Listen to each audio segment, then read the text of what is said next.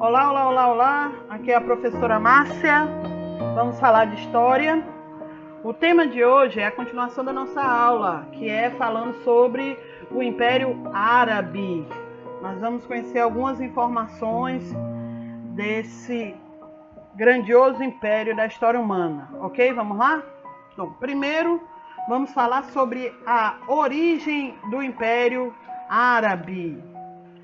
O Império Árabe teve a sua formação, a sua origem a partir do islamismo, que é a religião fundada pelo profeta Maomé, que também pode ser chamado de Mohammed, mas você vai ser colocado para você Maomé. Bom, apesar de muita gente achar que o Império Árabe, todas as pessoas tinham os mesmos hábitos, as mesmas línguas, mas se enganaram, porque esses povos eles possuíam diferentes estilos de vida, de crença, viviam em tribos, principalmente pela questão da situação geográfica deles. Como aquela região era passagem comercial, então existia muita influência de povos, existiam muitos povos com tipos de línguas diferentes, e aí foram somando essa mistura de civilizações que usavam essa região da Península Árabe como passagem comercial, e dessa mistura derivou esse número grande de tribos com costumes e com línguas e com crenças diferentes. Eram, na sua maioria, politeístas, ok? Bom,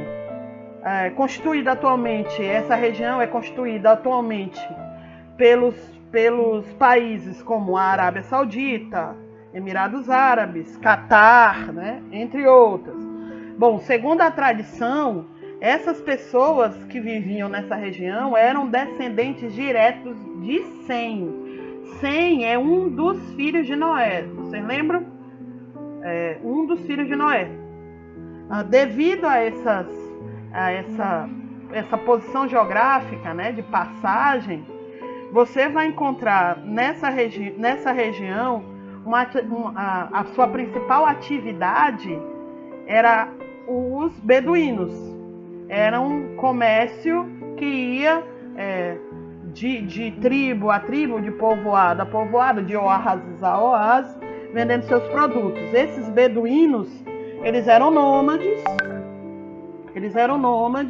e levavam uma vida difícil no deserto. Depois eu vou até falar sobre essa característica, a localização exata da Península Árabe.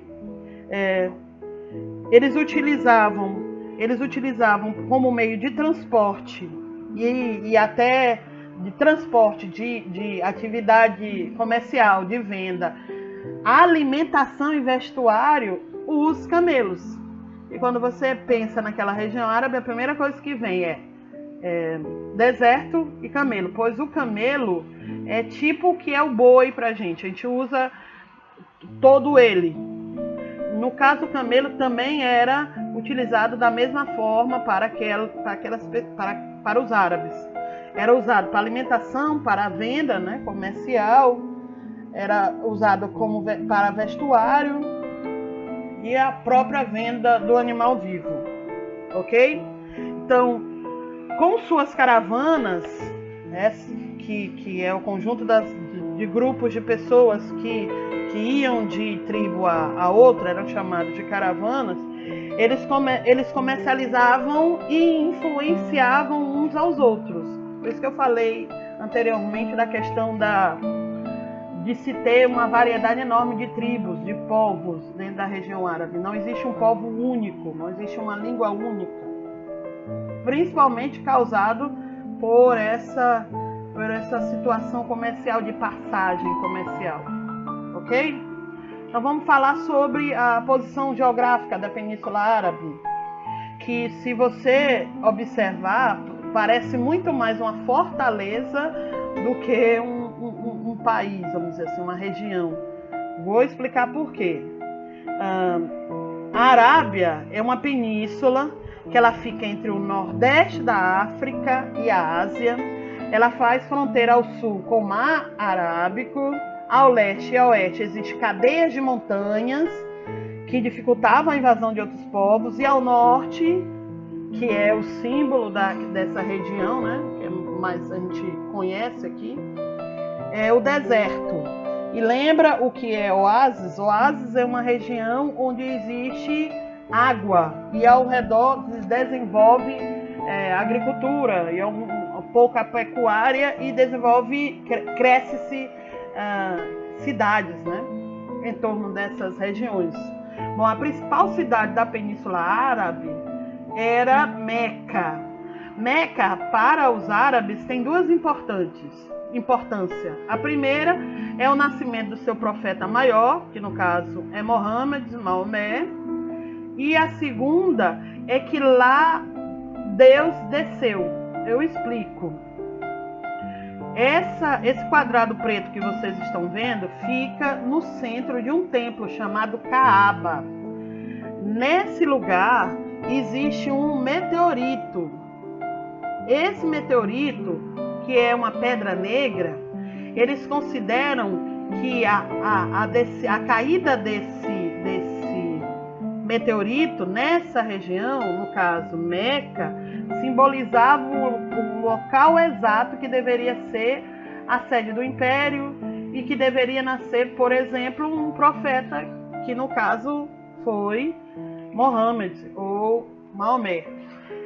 Bom, já que estamos falando de Maomé, vamos contar algumas curiosidades, né? Alguns fatos sobre a história do profeta Maomé.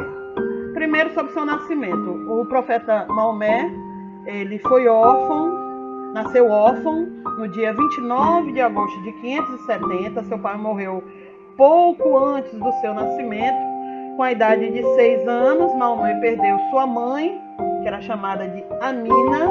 Apesar disso, Maomé desfrutou uma infância alegre no ambiente dos beduínos, ou seja, ele foi criado no meio dos mercadores e também se tornou mercador. Maomé, quando ele teve mais ou menos a idade de 40 anos, ele se casou com uma rica viúva do seu próprio clã, e mais ou menos 40 anos, né? À volta dos seus 40 anos, ele começou a trabalhar, né, como mercador. Em uma dessas viagens,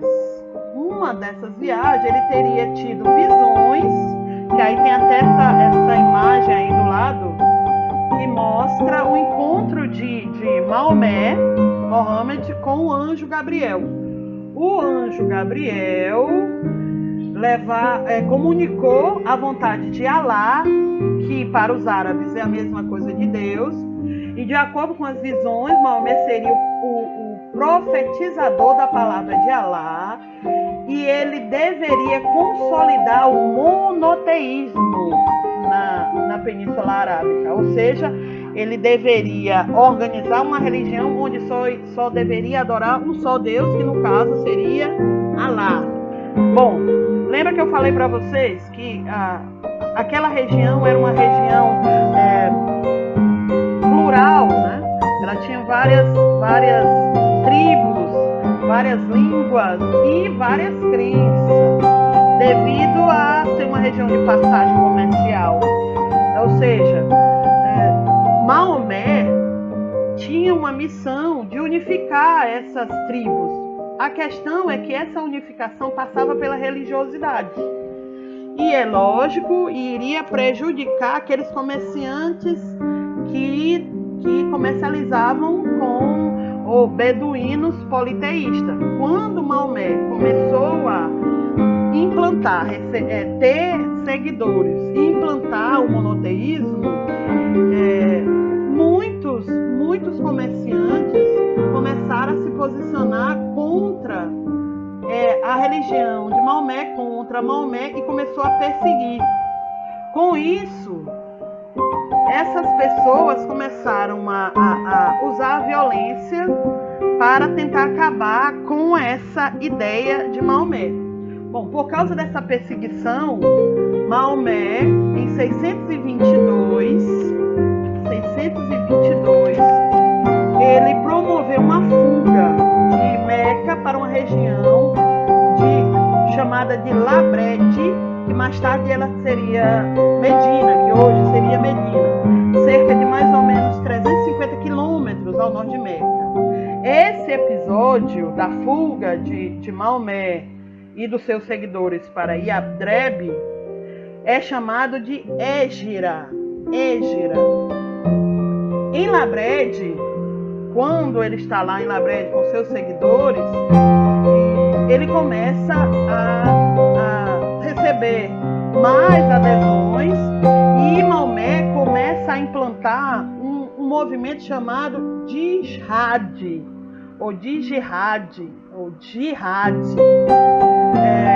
Qual era o objetivo dessa jihad que Maomé cria lá em Labrede? Disseminar a palavra de Alá e combater todos aqueles que não seguissem o islamismo. Ou seja, começa-se o islamismo usar de violência para catequizar esses não islâmicos, né? Então, o que acontece? Por exemplo, em 630, ao retornar a Meca, o profeta destrói todos os ídolos daquela região, todos os templos, todos os ídolos que existiam em Meca em 630 foram destruídos por Maomé e seus seguidores. Bom, eu quero mostrar para vocês Alá. Professora, por que a senhora não coloca o desenho como tem na nossa sociedade cristã, um desenho representando Deus, ou a escultura representando Deus? Para os islâmicos, Alá é um ser superior e nós somos seres impuros, vamos dizer assim. Não evoluímos o suficiente para ver o rosto de Deus ou de Alá. Então, para eles, só nos cabe ver o desenho do nome Alá. É o suficiente para eles. É bem interessante isso. Bom, após a morte do profeta, que aconteceu 2 anos depois do seu retorno a Meca, o que os seguidores de Mohammed, ou Maomé, né, que é mais conhecido, começaram a fazer? Eles então registraram no livro, reuniram em um livro todos os ensinamentos do Corão, ou Alcorão, né? No Alcorão eu tenho uma imagem, essa é muito interessante, porque é uma família educando o filho com o Alcorão. Aqui tem uma imagem mais interessante sobre o Corão, bem destacada. Eu vou dar algumas características do Corão, porque existe muita fantasia, vamos dizer, fake news sobre o Corão, né? Principalmente devido ao terrorismo, né? Ao extremismo que nos assola na nossa sociedade contemporânea. Mas se você lê o Corão, ele não defende a violência de que esses extremistas são capazes. Por exemplo, uma das características, os pilares dessa religião islâmica: só há um Deus, que é Alá, e Maomé, seu profeta. O muçulmano deve fazer 5 orações diárias, que são as preces rituais, né? Que são 5 vezes por dia em direção a Meca.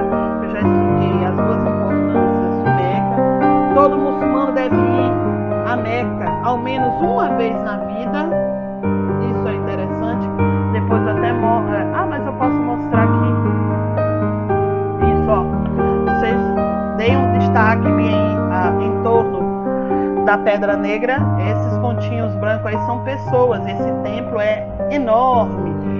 É todos os dias tem peregrinação, já que a religião muçulmana é uma das religiões, né, o islamismo, atualmente, ele ocupa 1/4 da população mundial e em crescimento constante. É uma das religiões que mais cresce no mundo. Então, é muçulmano de todas as cores, né, de todas as línguas. Você vai encontrar islâmicos ou muçulmanos. Então, continuando. A esmola é obrigatória para quem tem condição de ofertar, ou seja, você tem que dar esmola, você tem que contribuir para aquelas pessoas que estão passando por necessidade, é a obrigação do islâmico. Os islâmicos devem jejuar no mês do seu calendário, que é o Ramadã. O Ramadã, que é considerado sagrado, esse período corresponde ao da anunciação do anjo Gabriel ao profeta. Lembra? O profeta que anunciou a Mohammed que ele seria o profeta e ele deveria unificar o território. Deixa eu ir aqui um pouquinho mais para frente.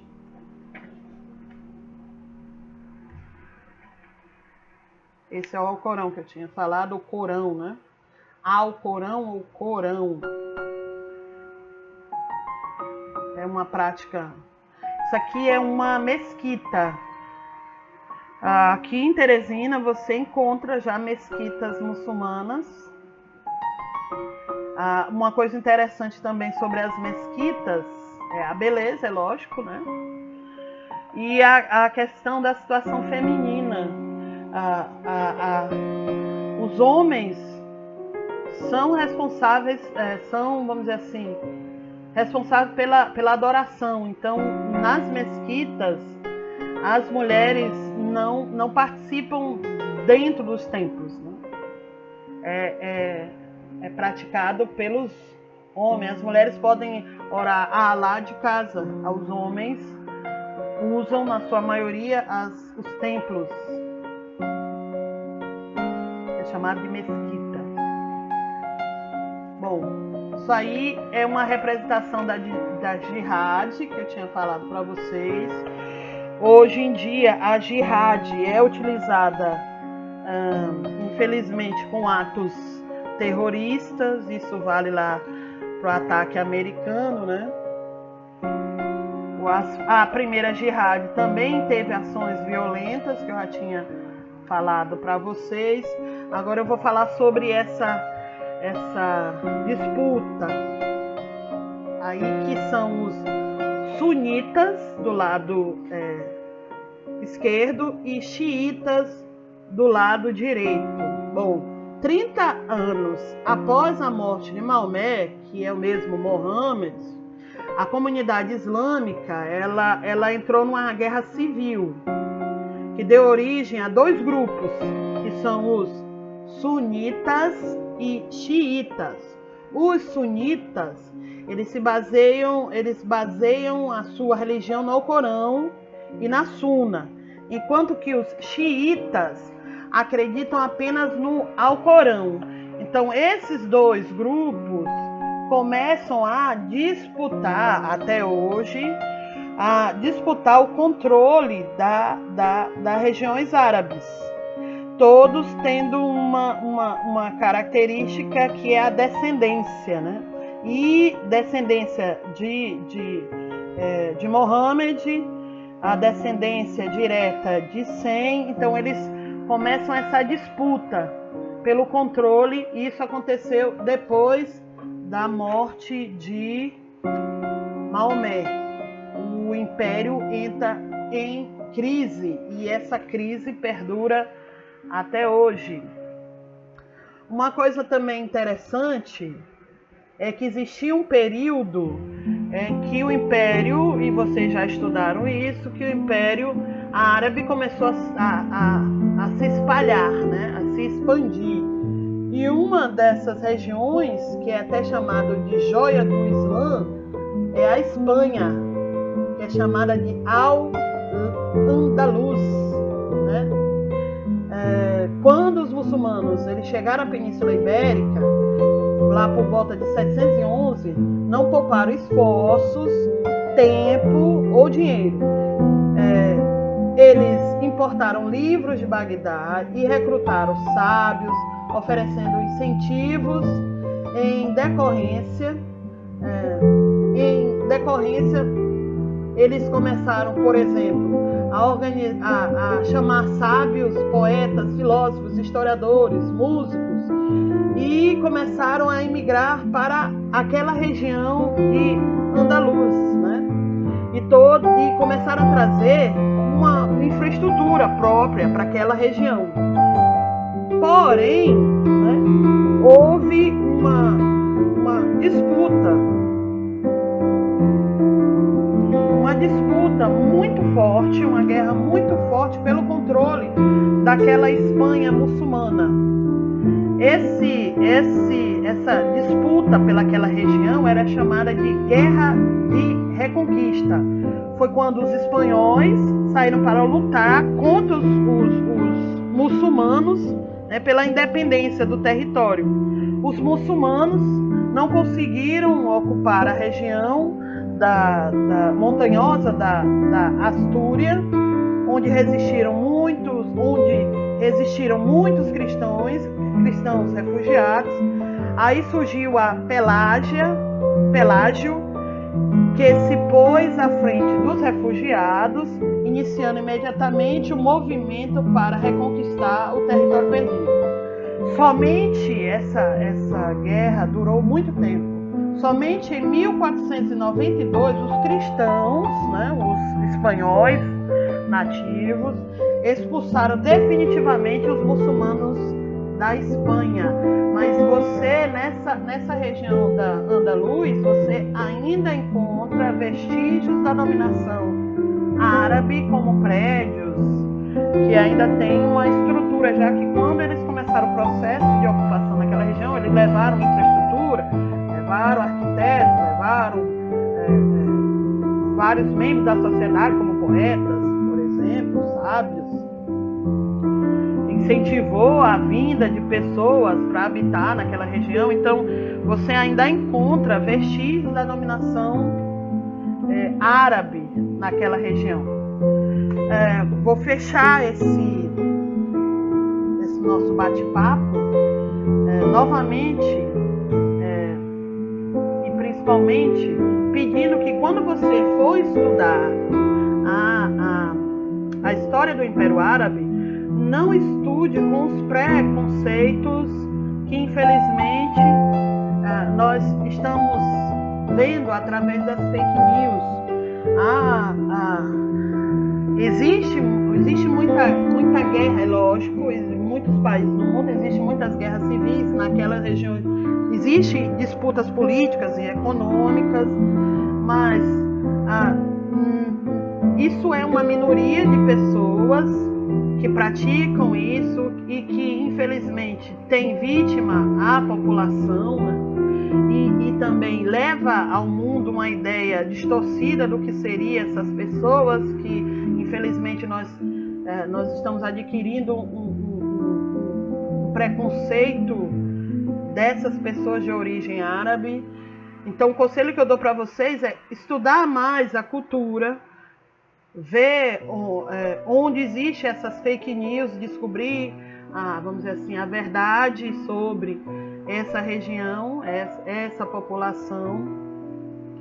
Então quando você estudar, retire esse preconceito, estude, e você vai descobrir um povo extremamente rico, extremamente importante para a história mundial, ok? Antes de dar o meu até breve, vou também pedir que, se por acaso eu falei alguma coisa que você não entendeu, ou que eu me equivoquei em alguma das minhas citações, então entre em contato comigo pelo WhatsApp ou pela aula presencial, semipresencial, que eu tirarei suas dúvidas. No mais, até a próxima. Tchau, povo!